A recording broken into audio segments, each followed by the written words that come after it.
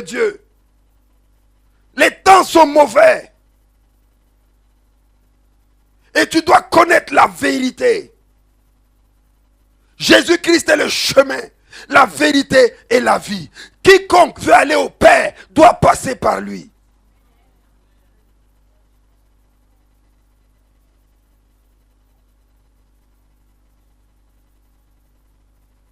Il ne l'a pas dit parce qu'il était orgueilleux. Il l'a dit parce que c'était la vérité. Un enfant de près de 30 ans qui te dit que si toute l'humanité doit être sauvée, c'est par moi. Mais quelqu'un va dire, mais il est orgueilleux cet enfant. Mais il est haut. Mais c'est comment? Il ose parler, toi, à 30 ans? Tu dis que toute l'humanité, c'est par toi qu'elle sera sauvée?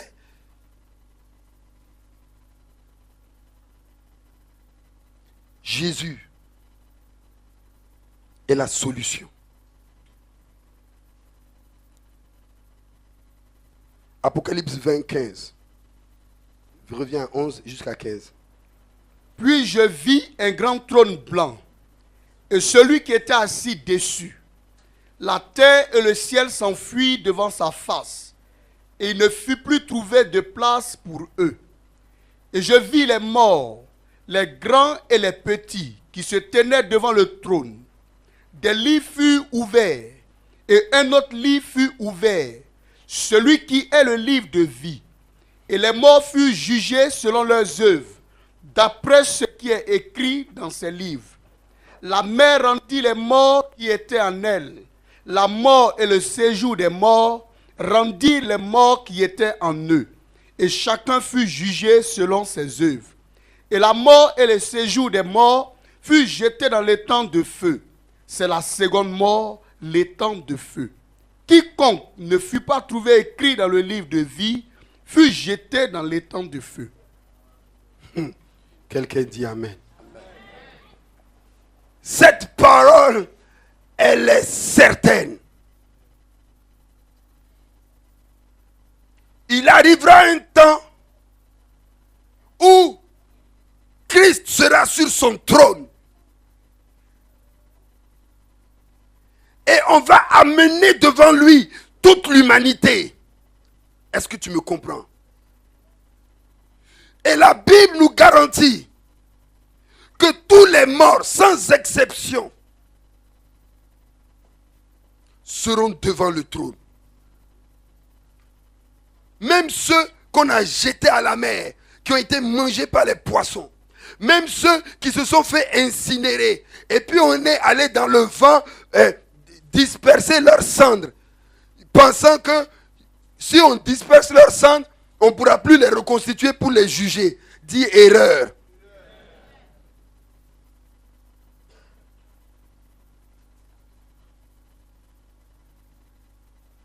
Tous ceux qui sont morts. Vous avez vu, on a dit la mer va rendre. Tous les morts vont revenir à la vie. Et on parle d'un livre de souvenirs. C'est-à-dire que tous tes actes sont notés quelque part. Et ces livres-là vont accuser beaucoup de gens. Mais gloire soit rendue à Dieu. Parce qu'il y a un autre livre. Il y a un autre livre. Parce que nous là, le sang a effacé nos péchés. Ok? Et quand Dieu te pardonne, il oublie.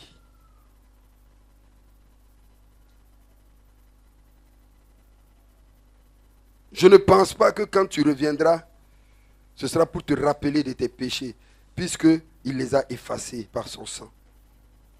Non, non. Le livre là, ce sera un livre de souvenirs pour pouvoir déterminer ta bénédiction. Mais ceux qui n'ont pas cru,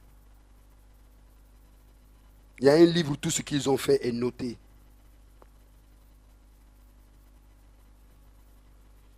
Mais ce qui m'intéresse, c'est l'autre livre.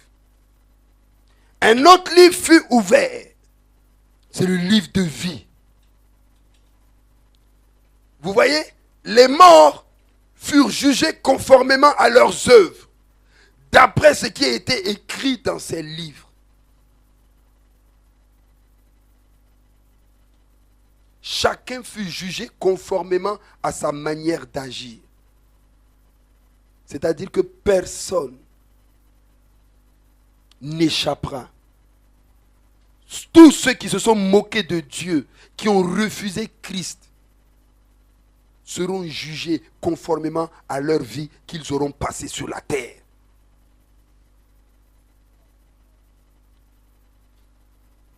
La Bible nous dit qu'à partir de ce moment, Dieu va mettre fin, Jésus-Christ va mettre fin à la mort et au séjour des morts. Donc, ce sont des entités qui vivent. Dieu va détruire, c'est-à-dire l'esprit de mort là, celui qui amène la mort, il ne va plus exister. Il sera détruit. Et le lieu, l'endroit où on mettait les morts, va être aussi détruit. Pourquoi? Parce qu'il n'y aura plus de mort. La mort ne va plus exister. Donc, Jésus va mettre un terme à cela. Maintenant, il dit, parce que si vous voulez, il y a deux morts. Il y a la première mort qui est la mort physique, et il y a la seconde mort qui est la mort de l'âme. La mort physique, nous allons tous la connaître. C'est la mort du corps, parce que ce corps ne peut pas hériter du royaume parce qu'il est péché. Il a été corrompu, il est souillé. Donc il retournera à la terre, parce que Dieu l'a dit, tu es poussière et tu retourneras à la poussière. Maintenant, l'âme qui est ton être, qui est ta personne elle-même, va passer en jugement. Et cette âme n'aura que deux alternatives. Soit elle ira pour la vie éternelle, soit elle ira pour la mort éternelle. La vie éternelle, c'est vivre avec Dieu pour l'éternité. La mort éternelle, c'est d'être dans un endroit qu'on appelle l'enfer, sans la présence de Dieu pour l'éternité. Et quand tu meurs sans avoir réglé ce problème sur la terre, il n'y a pas d'autre solution. On ne peut pas faire des messes, tuer des poulets pour demander le pardon de ton âme afin que Dieu ait compassion de toi et qu'il te balance dans le royaume des cieux. Ce n'est pas possible. Les gens bouffent votre argent. Acheter messe par-ci, acheter messe par-là. Acheter messe, ça peut changer.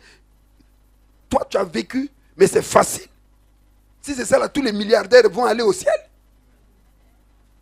Hein? Ils n'ont pas besoin, ils n'ont qu'à faire ce qu'ils veulent, tuer qui ils veulent, faire des choses. Ils ont des milliards. Ils n'ont qu'à choisir, aller au Vatican, déposer 10 milliards. Et dans ces 10 milliards, serviront pour le rachat de mon âme. Comme mon âme, je sais qu'elle est déjà rachetée, alors je me permets de vivre comme je veux, puisque de toute façon, quand je vais mourir, cet argent servira à racheter mon âme. Vous pensez que c'est comme ça? Ça veut dire que donc les pauvres n'auraient pas droit au royaume et seulement les riches iraient. Alors pourquoi on va te dire, il faut que tu payes une messe pour ton père, il faut que tu fasses funérailles, il faut que tu fasses... Foutaise! Arrêtez de mentir aux gens. De leur faire croire que des gens sont au ciel. Personne n'est au ciel. Nul n'est monté au ciel que celui qui est descendu du ciel, le Fils qui est dans le ciel. Tout le monde est dans le séjour des morts. Marie elle-même, elle est dans le séjour des morts. Elle n'est pas au ciel. Il n'y a pas Assomption dans la Bible. Celui qui trouve Assomption dans la Bible, il n'a qu'à venir me dire, moi je prends ma Bible, je brûle et j'arrête de prêcher. Voilà, je vais aller partir, je vais refaire mon hip-hop et puis c'est bon. Moi j'aime mes frères. J'ai fait près de 38 ans avec mes frères. Je les respecte. Ils ont amené l'évangile avec Constantin. C'est formidable. Mais ils ont induit les gens en erreur. Parce que la sincérité n'est pas une garantie de vérité. Quelqu'un peut être sincère dans ce qu'il dit sans pour autant que ce soit vrai. Et il s'est trompé. Alors, la sincérité n'est pas une garantie de vérité. Ils sont sincères dans ce qu'ils font. Mais ce n'est pas la vérité. La vérité, elle est dans la parole de Dieu. La vérité, elle est dans la Bible. Et cette vérité est que seul Jésus a le pouvoir de te donner la vie éternelle. Il est le seul médiateur entre Dieu et les hommes. C'est Jésus-Christ. Personne d'autre. Personne d'autre. Personne d'autre, je dis. Et je le répète haut et fort. Si tu es dans une religion bizarre ou quoi, ça ne te sauvera pas. La seule personne qui pourra te donner la vie éternelle, c'est mon Seigneur et mon Sauveur. Et il s'appelle Jesus Christ, Jésus-Christ. Il est mon Seigneur et il est mon Sauveur. Il est le roi des rois, il est le Seigneur des seigneurs. Il est l'alpha et il est l'oméga. Il est le lion de la tribu de Juda. C'est lui l'étoile brillante du matin. On l'appelle le Shiloh. Il est l'ancien des jours. Il est le rocher des âges. Il est le narcisse de Saron. Il est le lit des vallées. On l'appelle admirable. C'est le doux conseiller. C'est le prince de paix. Il est puissant. Il est glorieux. Il est extraordinaire, il est invincible, il est indestructible. C'est lui, Jésus-Christ. Alléluia. Il n'y a aucun nom qui soit au-dessus de son nom. Aucun. Il revient bientôt. Il va venir nous chercher pour que nous soyons avec lui dans sa gloire. Il a dit, seulement ceux dont le nom seront écrits dans le livre de vie pourront le voir et goûter la vie éternelle avec son Père. Est-ce que ton nom est écrit dans le livre de vie? Vous qui m'écoutez, est-ce que vous avez écrit votre nom dans le livre de vie à la radio ou à la télévision? Si vous ne l'avez pas fait, j'ai le regret de vous annoncer que vous passerez la vie éternelle en enfer. Tu iras en enfer si ton nom n'est pas écrit dans le livre de vie. Tu n'as pas de choix. Seul Jésus a le pouvoir, l'autorité et la capacité d'écrire ton nom dans le livre de vie. Pour cela, il faut que tu te répandes, que tu reconnaisses que tu es pécheur et que tu as péché devant Dieu. Que tu t'humilies et que tu lui demandes pardon et que tu l'invites dans ta vie afin qu'il te sauve de tes péchés.